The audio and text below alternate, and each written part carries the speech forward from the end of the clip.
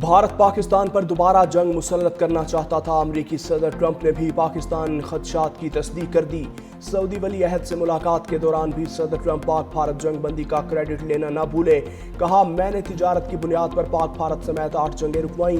میں نے وہ جنگیں بھی رکوائیں جو بھارت دوبارہ پاکستان پر مسلط کرنے والا تھا۔ اب پاکستان اور بھارت دونوں اچھے اقدامات کر رہے ہیں۔ صدر ٹرمپ نے روس اور یوکرین جنگ بھی جلد ختم ہونے کی امید ظاہر کر دی۔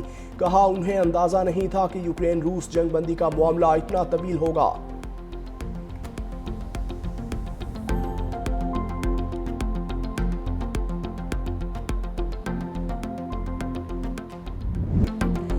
صدر ٹرمپ نے سعودی عرب کو اہم ترین نان نیٹو اتحادی قرار دے دیا۔ امریکہ اور سعودی عرب میں دفاعی معاہدہ F-35 لڑاکا طیاروں اور 300 ٹینک فراہم کرنے کی منظوری دے دی۔ سول نیوکلیئر توانائی اور مصنوعی ذہانت کے تاریخی MOU پر دستخط۔ صدر ٹرمپ اور سعودی ولی عہد شہزادہ محمد بن سلمان کی اوول ہاؤس میں ملاقات۔ شاہی مہمان کو پرتکلف عشائیہ بھی دیا گیا۔ صدر ٹرمپ نے کہا، امریکہ اور سعودی عرب کے درمیان دو طرفہ تعاون کی نئی راہیں کھلی ہیں۔ سعودی عرب کو F-35 طیارے ملنے پر اسرائیل خوش ہوگا۔ ایران کے ساتھ نیوکلیئر ڈیل کے لیے بھی تیار ہوں۔ 7 سال بعد امریکہ کا دورہ کرنے والے شہزادہ محمد بن سلمان کا وائٹ ہاؤس میں شاندار استقبال۔ شاہی مہمان کو فلائی پاسٹ پیش کیا گیا۔ صدر ٹرمپ نے سعودی ولی عہد کو وائٹ ہاؤس کا دورہ بھی کروایا۔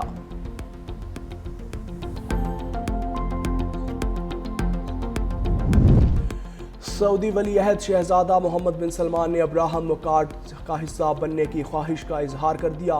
فلسطین کا 2 ریاستی حل یقینی بنانے پر زور۔ امریکی صدر سے ملاقات کے دوران سعودی ولی عہد نے کہا، خطے میں پائیدار امن اور استحکام کے لیے سعودی عرب ابراہیمی معاہدے کا حصہ بننے میں دلچسپی رکھتا ہے، لیکن اس کے لیے فلسطین کے 2 ریاستی حل کی ضمانت ناگزیر ہے۔ صدر ٹرمپ کی امن کوششیں قابل تحسین ہیں۔ صدر ٹرمپ نے کہا، سعودی ولی عہد کے ساتھ مشرق وسطیٰ میں امن کے امکانات پر تفصیلی بات چیت کی۔ محمد بن سلمان کی درخواست پر شام پر عائد پابندیاں ہٹانے کا عمل شروع کر رہے ہیں۔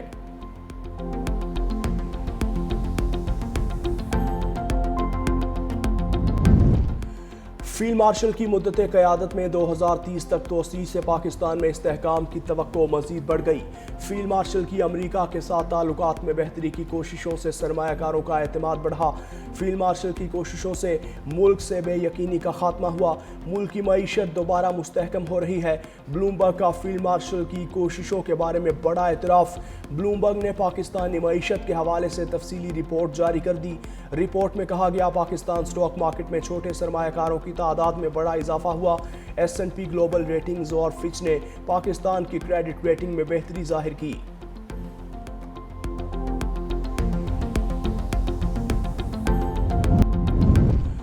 DGISPR لیفٹیننٹ جنرل احمد شریف چودھری کا قائد اعظم یونیورسٹی اسلام آباد کا دورہ۔ اساتذہ اور طلباء کے ساتھ خصوصی نشست۔ قائد اعظم یونیورسٹی اسلام آباد میں DGISPR کی آمد کو اساتذہ اور طلباء نے بھرپور سراہا۔ دورے کے دوران نشستوں میں DGISPR نے داخلی صورتحال، ملکی دفاع اور پاک فوج کے پیشہ ورانہ کردار پر روشنی ڈالی۔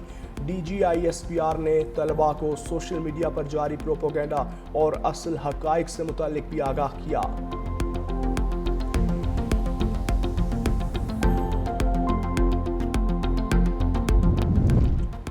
نو منتخب وزیر اعظم آزاد کشمیر فیصل ممتاز راٹھور کی 20 رکنی کابینہ نے حلف اٹھا لیا۔ ایوان صدر آزاد کشمیر میں ہونے والی پروقار تقریب میں قانون ساز اسمبلی کے اسپیکر لطیف اکبر نے حلف لیا۔ 20 رکنی کابینہ میں 18 وزیر، 2 مشیر شامل۔ میاں عبدالوحید کو سینئر وزیر بنانے کی تجویز زیر غور۔ ذرائع کے مطابق زیادہ تر وزراء کو سابقہ قلمدان ہی ملنے کا امکان۔ سردار صغیر اور فہد یعقوب کو فیصل ممتاز راٹھور کا مشیر بنایا گیا۔ نو منتخب وزیر اعظم آزاد کشمیر فیصل ممتاز راٹھور نے خبردار کیا ہے کہ اگر پیپلز پارٹی نے 9 ماہ کی حکومت میں ڈیلیور نہ کیا تو اس کا جماعت کو بہت نقصان ہوگا۔ 365 نیوز کے پروگرام گراؤنڈ زیرو میں خصوصی گفتگو کرتے ہوئے نئے وزیر اعظم نے کہا، سابق وزیر اعظم انوار الحق نے اتحادی حکومت کو ایسی حکومت بنا دیا تھا جس کا عوام سے تعلق ختم ہو گیا تھا۔ یہ خصوصی انٹرویو آج رات 10:03 پر نشر کیا جائے گا۔ وزیر خارجہ اسحاق ڈار کی روسی وزیر اعظم میخائیل میشوستن اور چینی وزیر اعظم لی چیونگ سے ملاقات۔ رکن ممالک کے درمیان تعاون بڑھانے پر اتفاق۔ دونوں رہنماؤں کا علاقائی تعاون اور مشترکہ اہداف پر تفصیلی مشاورت، پاکستان، چین اور روس کے ساتھ روابط مزید مضبوط بنانے پر زور، اسحاق ڈار کی ماسکو میں قطری وزیر اعظم اور وزیر خارجہ سے غیر رسمی ملاقات، دونوں وزرائے خارجہ کا پاکستان قطر کے درمیان دو طرفہ تعلقات پر بات چیت۔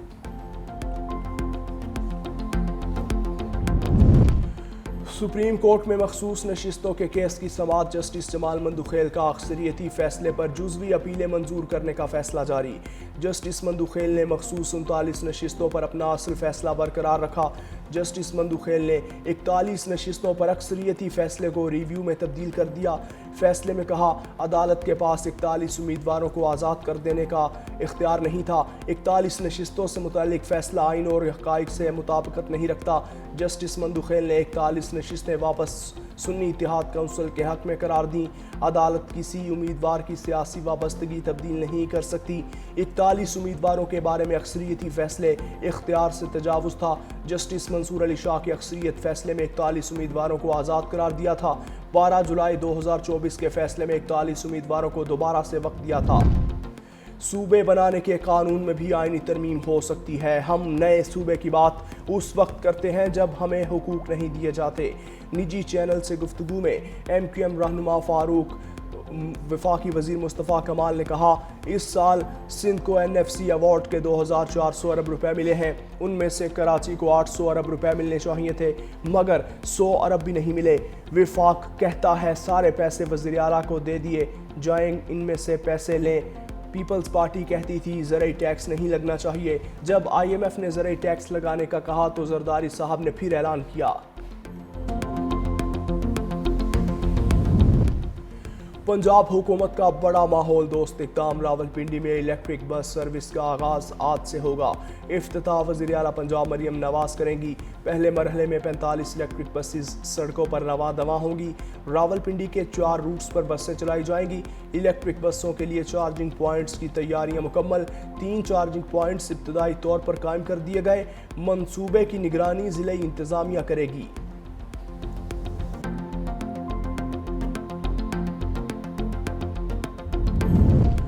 کالعدم جماعت کے عہدیداروں کے 23 ارب 40 کروڑ کے اثاثے منجمد، 92 بینک اکاؤنٹس اور تمام ڈیجیٹل اکاؤنٹس بھی بند۔ وزیر اعلیٰ پنجاب مریم نواز کی زیر صدارت اجلاس میں فیصلے، امن و امان کے حوالے سے بریفنگ۔ کالعدم انتہا پسند جماعت کے 9 فائنانسرز کے خلاف مقدمات بھی درج۔ وزیر اعلیٰ کی کومبنگ آپریشن مستقل جاری رکھنے کی ہدایت، ائمہ کرام کو پریشان نہ کرنے اور احترام ملحوظ خاطر رکھنے کے احکامات۔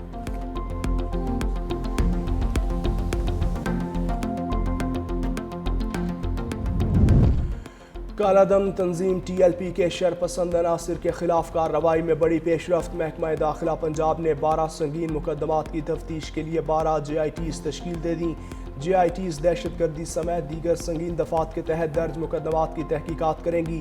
مشترکہ تحقیقاتی ٹیموں میں پولیس، سی ٹی ڈی اور حساس اداروں کے افسران شامل۔ مجموعی طور پر 7 جے آئی ٹیز لاہور، 5 شیخوپورہ میں درج مقدمات کو تیز رفتار بنیادوں پر حتمی شکل دیں گی۔ پنجاب پولیس کے مطابق تفتیشی امور کو جلد مکمل کرنے کے لیے اسپیشل پروسیکیوٹر کی خدمات بھی حاصل کر لی گئیں۔ خاتون اول آصفہ بھٹو زرداری کا ابوظہبی میں 8/2025 کا دورہ، محکمہ ثقافت و سیاحت کے اعلیٰ حکام سے ملاقات۔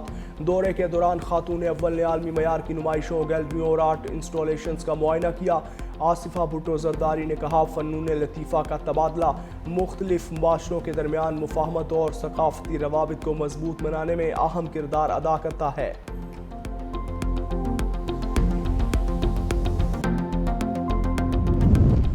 وفاقی آئینی عدالت میں یوٹیلیٹی کارپوریشن ملازمین برطرفی کیس کی سماعت، عدالت نے یوٹیلیٹی سٹورز کے برطرف سیل مین مزمل رفیق کو تیاری کے لیے وقت دے دیا۔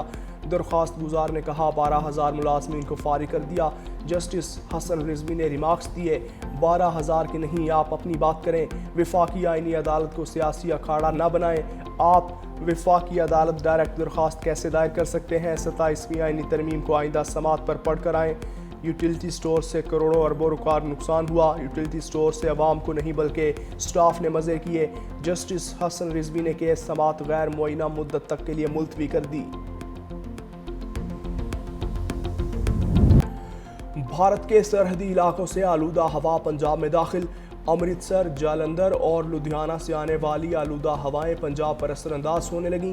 لاہور، قصور، شیخوپورہ، گجرانوالہ اور فیصل آباد میں AQI میں واضح اضافہ۔ لاہور دنیا کے آلودہ ترین شہروں کی فہرست میں دوسرے نمبر پر موجود، AQI انڈیکس 284 پر موجود۔ طبی ماہرین کی شہریوں کے لیے ہیلتھ ایڈوائزری جاری، صبح اور رات کم مریت کے وقت باہر نکلنے سے گریز، ماسک کا استعمال یقینی بنائیں، کھانسی، جلن یا سانس میں دشواری پر فوری مشورہ لیں۔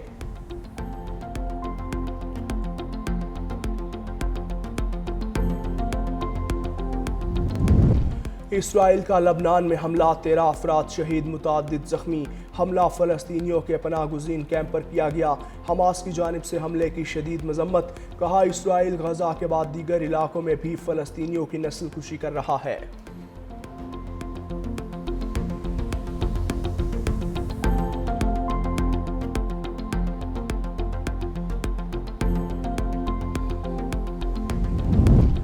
مغربی کنارے میں یہودی آباد کاروں پر چاقو بردار شخص کا حملہ، 1 ہلاک 3 زخمی۔ اسرائیلی فوج کا کہنا ہے 2 حملہ آوروں کو موقع پر ہی گولیاں مار کر ہلاک کر دیا۔ یہ حملہ دہشت گردی کی واردات ہے، تاحال ان حملوں کی ذمہ داری کسی گروپ نے قبول نہیں کی۔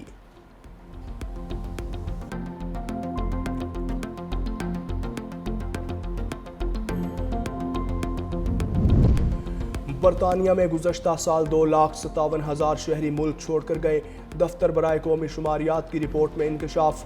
میڈیا رپورٹس کے مطابق برطانیہ کی نیٹ مائیگریشن گزشتہ برس توقع سے 20% کم رہی۔ دسمبر 2024 میں نیٹ مائیگریشن کم ہو کر 34,500 پر پہنچ گئی۔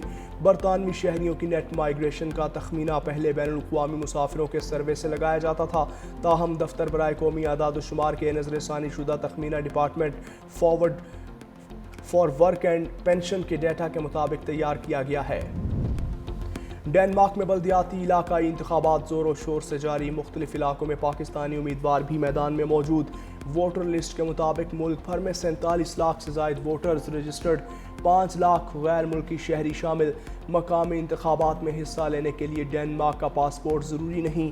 30,000 پاکستانی نیاد رہائشی اپنے ووٹ کے ذریعے مقامی سیاست میں کردار ادا کر سکتے ہیں۔